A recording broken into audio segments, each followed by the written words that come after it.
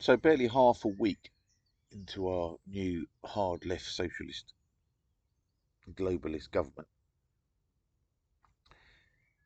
the unflushable turd is back. It didn't take him long, did it?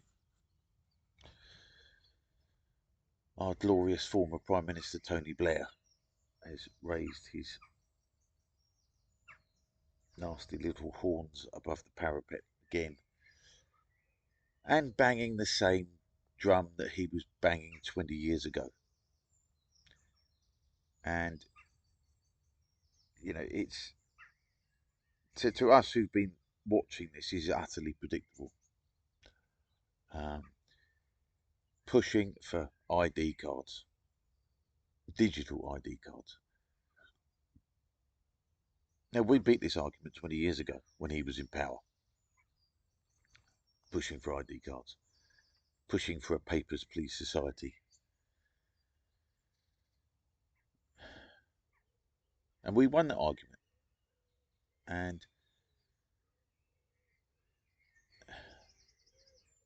But of course, he was just waiting for the technology to catch up, wasn't he?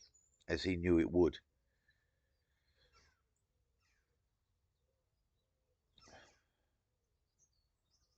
And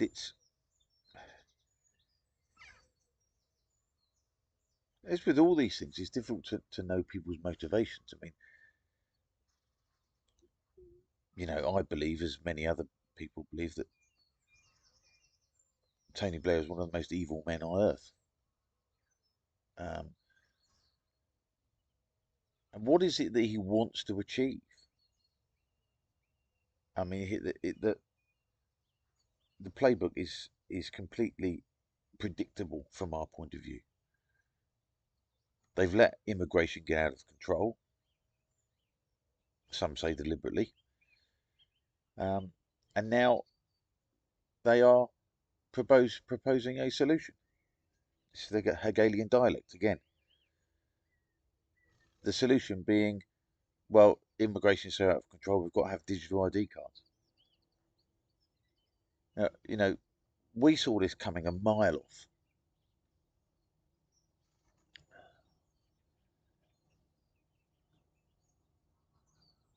But the normies won't have seen it coming a mile off. This is the trouble. You know, the easily manipulated. Even saying something like that, easily manipulated, makes me sound as if I'm bigging myself up as being some sort of deep thinker when everybody else is a moron. But it's not that I'm a deep thinker. It's that so many people are not thinking at all. In the same way that people during COVID thought the vaccine passes were a jolly good idea. Yeah, just show your pass. Just show your pass and you get into the restaurant. Having no conception, no idea about how that really was just a papers, please society.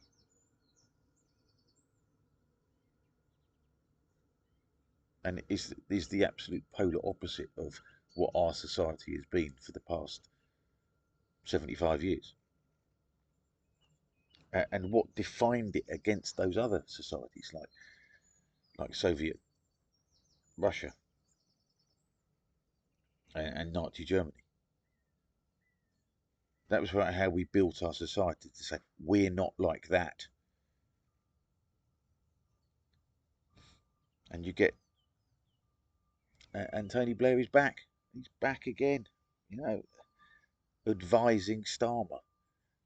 Is Starmer in charge or is Blair in charge? It's like the same thing. It's the same thing going on in America. Is Biden in charge or is Obama in charge? He hasn't gone away. Blair hasn't gone away.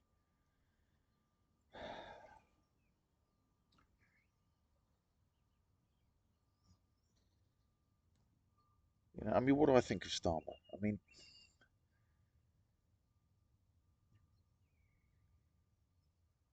yeah. Do I think Starmer's a monster? Probably not. He probably believes that he has a mission to do something. quite what that fucking thing is. I don't know really, because certainly isn't clear, and it certainly isn't clear from what he's been saying, particularly during his election campaign, because he didn't say anything. You know, he just sat back and let the Conservatives destroy themselves. You know, which of course is a reasonable um, tactic. Um,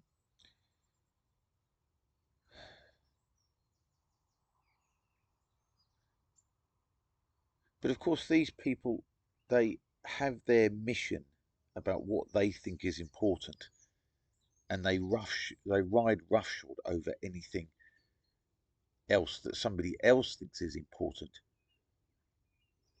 in pursuit of that goal. So let's say, for instance, that his goal is just equality.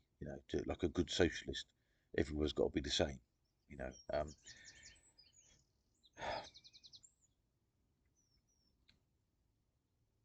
and that's not it's not a terrible aim. I mean, it has numerous flaws in it, but it's not a terrible aim on its own.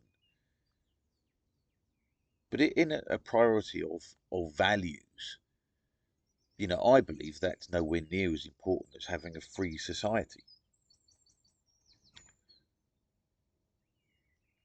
and to be able to go about one's business unmolested by the state. But of course, if you're in the business of big government, as socialists always are, they'll just dismiss that concern of mine as just being irrelevant. What do you mean? What good is freedom if people are starving? Is what they'll say. What good is freedom if children are growing up in poverty? And I suppose that's a reasonable argument.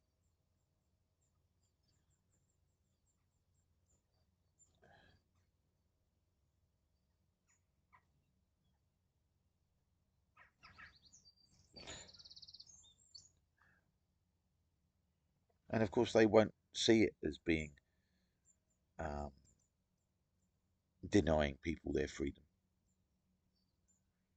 They just won't see it that way.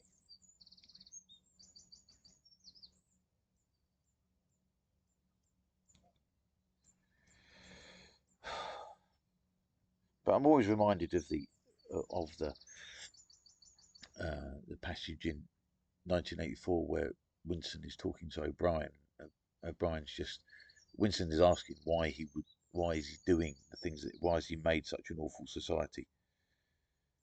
And he says, well, it's about power. It's about power. Power is the goal in itself.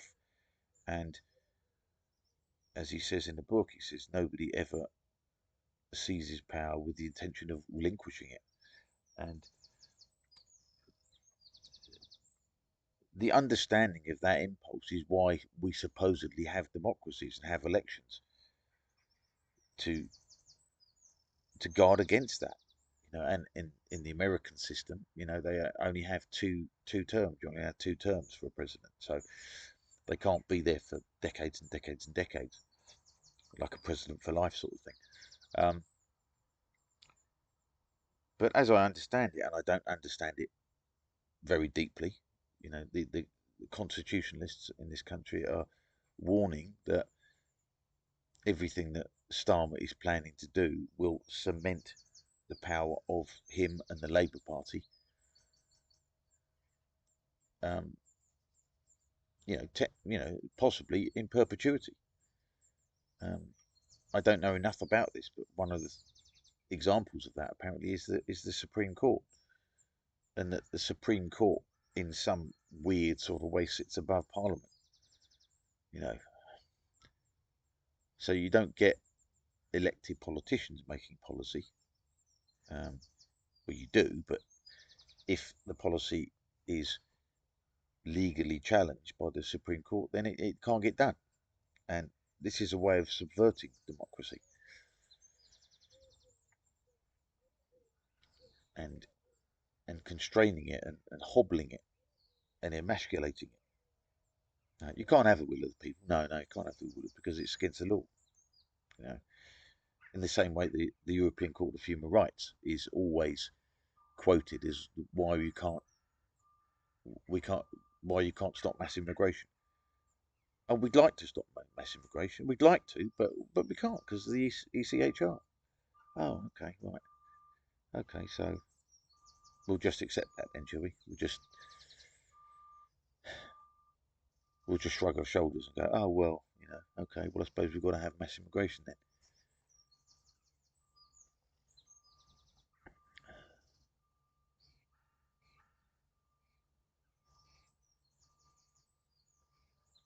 But it does make you wonder about.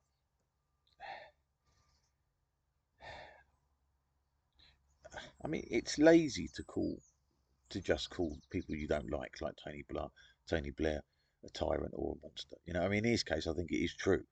But you do wonder what it is that he wants. What kind of society does he want? I mean, he's got riches beyond the dreams of avarice from having been prime minister. He's astonishingly wealthy now. So his personal ambitions are taken care of.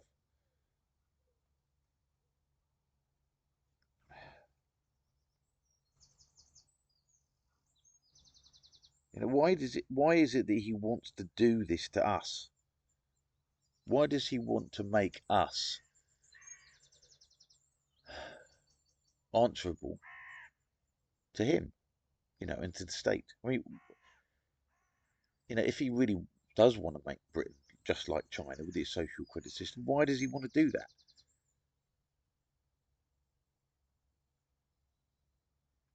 I mean, he certainly hasn't been one of the people um,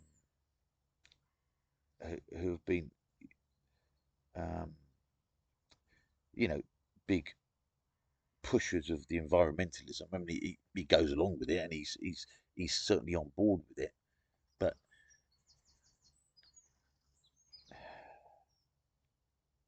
he's not doesn't even seem to have been as enthusiastic about it as DeFeffel Johnson was. So I can only imagine what I'm forced to conclude is that he just wants power for its own sake. And as I've said before, I think normal, ordinary people like us who don't really have any power and don't really necessarily want that much power, we don't really understand that.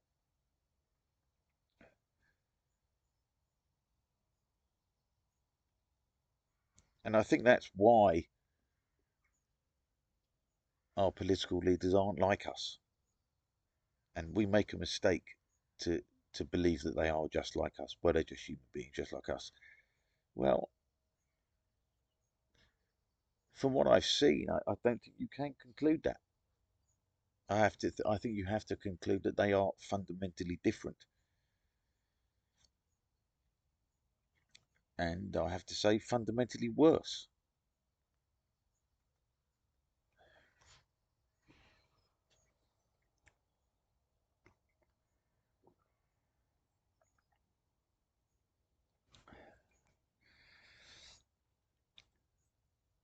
I don't know what drives these people.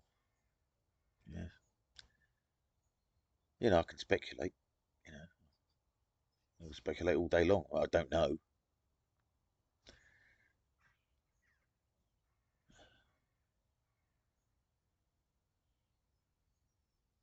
I mean, when we finally have a completely hermetically sealed surveillance state where nobody can fucking take a shit without Tony Blair knowing about it, will he be happy then?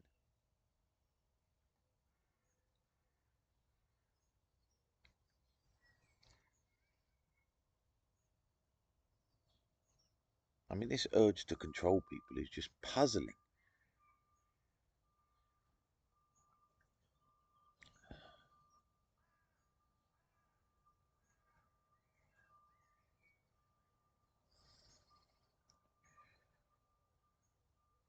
It really is puzzling.